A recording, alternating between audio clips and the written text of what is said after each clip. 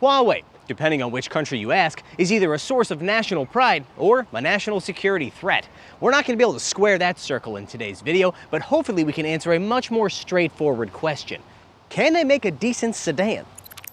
Welcome to Wheelsboy, where we cover the newest, coolest, and wildest vehicles from the Chinese car market. Be sure to like, subscribe, and hit the bell.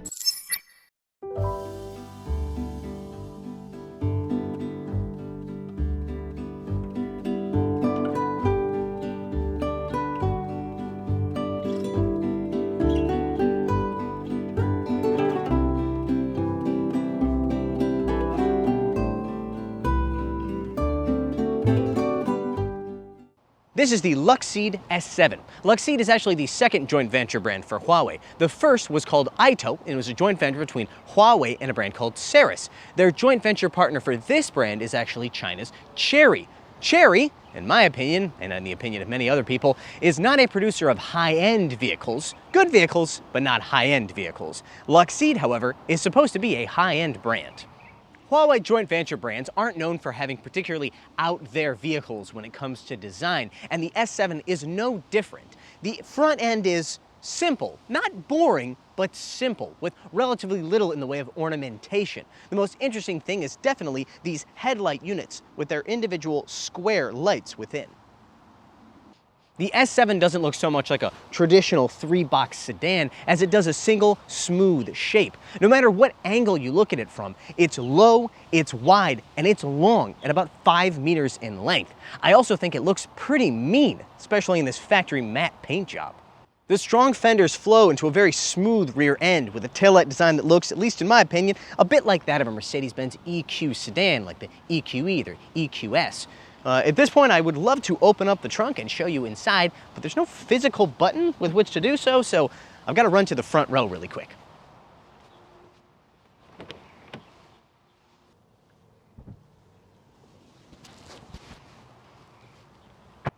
That's more like it. Now that we opened this up, I can tell you that it has 420 liters of space back here, including a little bit underneath the floor.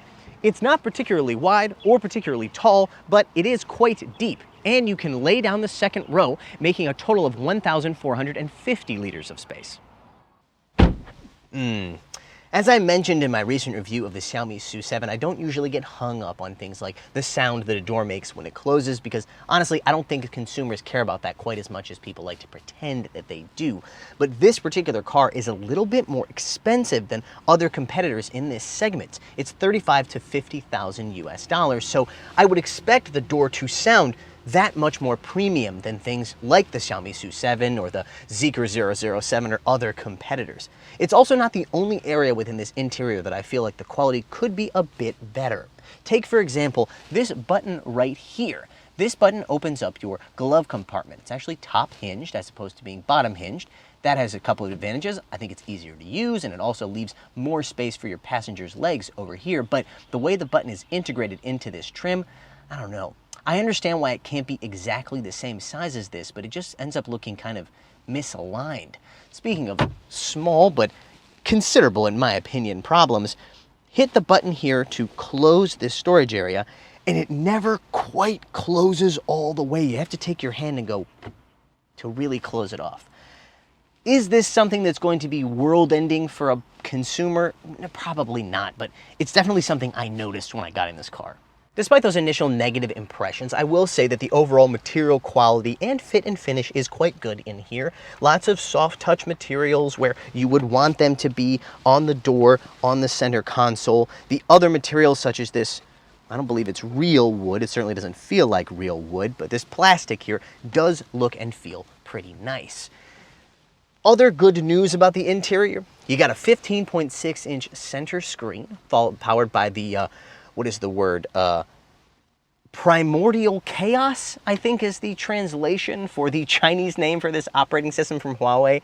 Whatever you want to call it, I quite like the system. I like the layout of the menus. I like how responsive it is. Absolutely no complaints about that. Then we get to the 12.3-inch instrument cluster, which is a major part of why I feel like this interior feels much more airy than a lot of other EVs that I've been into. It's got a bi-level dashboard. You have this lower level kind of table right here, and then you have an upper level into which they've integrated the 12.3-inch screen.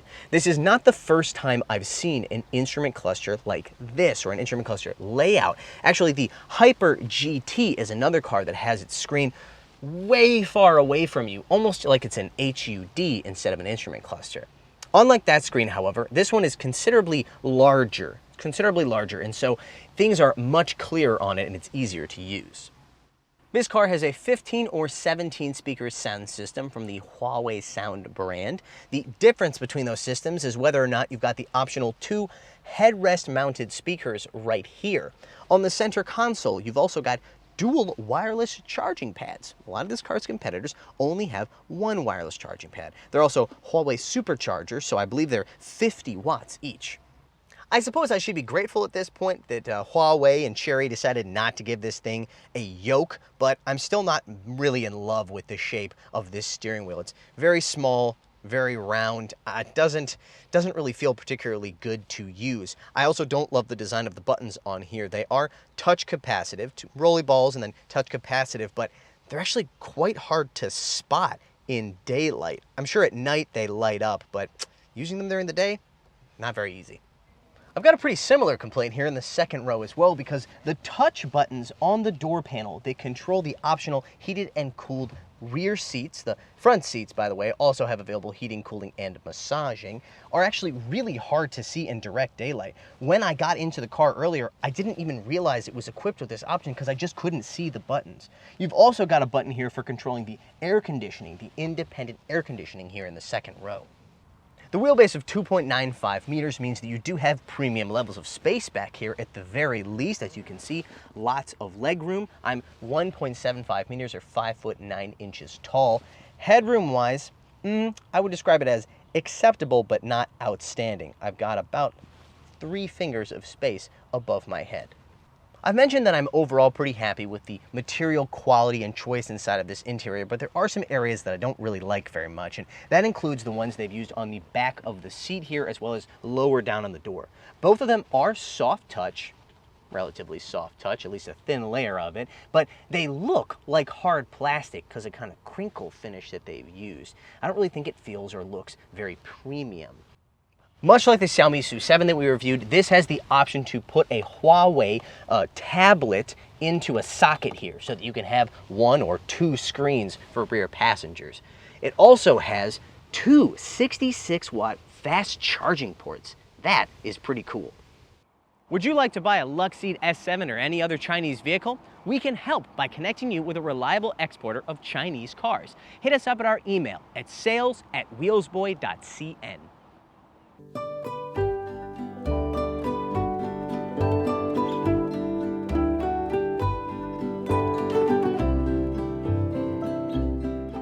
From the outside, the Luxeed S7 looks big. Once you get inside, it feels very big. So it shouldn't come as any surprise that when you get behind the wheel, it also feels quite big.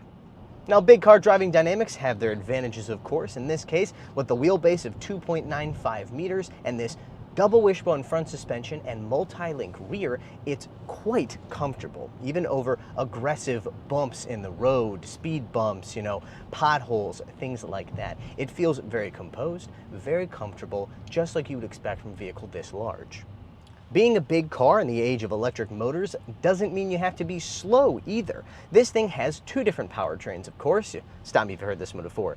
Single rear-mounted motor or dual motor. The single rear-mounted motor makes 215 kilowatts and will push this thing to 100 kilometers per hour, 62 miles per hour in 5.4 seconds. The dual motor makes 365 kilowatts and it will get you to 100 kilometers per hour in just 3.3 seconds. This is the single rear-mounted motor version, and I have to tell you, it feels plenty fast. In fact, with just, quote, 215 kilowatts, I was expecting it to be much slower than it actually is. This thing feels quick. Now let's talk about the part where driving like a big car is considered a downside, and that's when it comes to handling. I wouldn't go so far as to say this thing feels ponderous from behind the wheel, but it definitely doesn't feel light on its feet. Suffice it to say, this car is clearly intended for wafting down the highway and not for hustling down mountain roads. You can make it pretty far on a highway as well with this car. It's got two different battery packs, 82 or 100 kilowatt hours. Range depends, of course, on which powertrain you choose. The shortest range would be the smaller 82 kilowatt hour battery with the dual motor powertrain.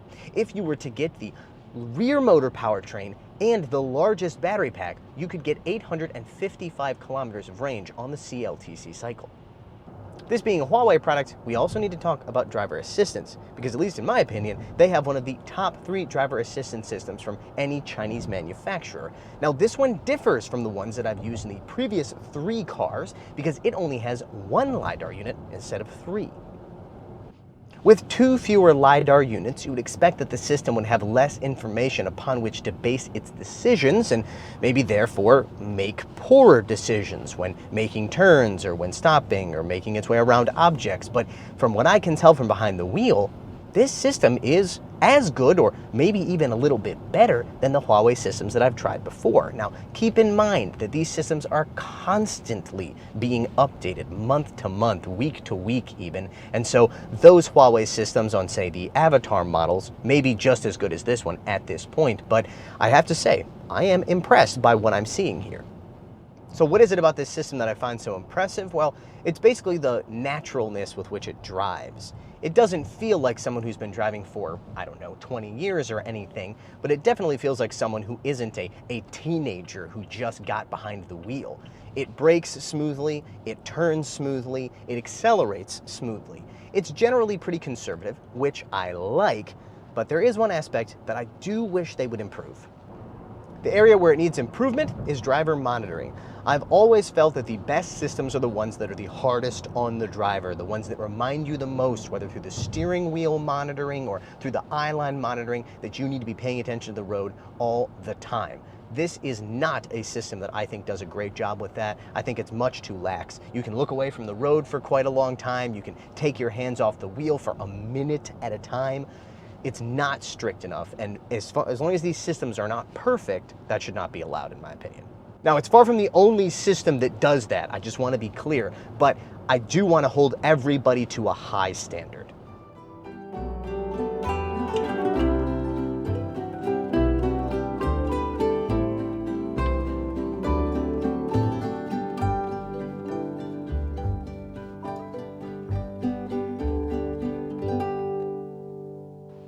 The Luxeed S7 is a big, comfortable sedan. It's got a great range, but it should, because it's got really big batteries. It's also fast, but again, it should be, because we're in 2024 and it's an electric sedan. It's also got a pretty impressive driver assistance system, but honestly, so do other companies. What I'm trying to say is, while I think this is a pretty good package, I don't think it's especially compelling in this segment at this price.